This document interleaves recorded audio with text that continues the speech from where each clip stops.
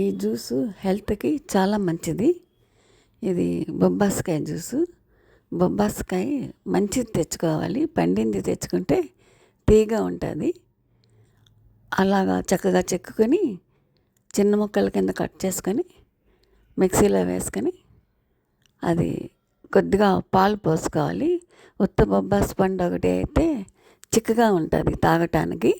అందుకని కొంచెం ఫ్రిడ్జ్లో పాలు పోసుకుంటే కూలింగ్ బాగుంటుంది కదా.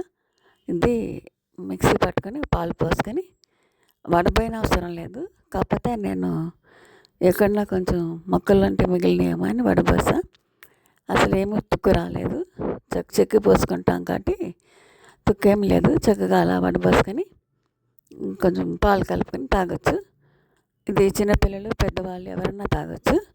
దీంట్లో షుగర్ అది ఏమీ యాడ్ చేయని అవసరం లేదు. ఇది దీంట్లో ఏ విటమిన్ పుష్కలంగా ఉంది. చక్కగా ప్లేట్లెట్స్ పడిపోయినాయి, బాగా నీరసంగా ఉంది అన్నప్పుడు ఇది ఇంత ముక్క తిన్నా హెల్త్ చాలా బాగా క్యూర్ అవుతుంది. ఈ జ్యూసు అట్లా తాగొచ్చు, చాలా మంచిది హెల్త్కి. శీతాకాలం 4 తర్వాత తాగొద్దు. వేసవకాలం అయితే 6 లోపు ఎప్పుడన్నా తాగొచ్చు. ఇది హెల్త్ పరంగా అయితే చాలా మంచిది, అందరూ తాగొచ్చు. దీంట్లో పాలు తప్ప ఏం పోయిన అవసరం లేదు.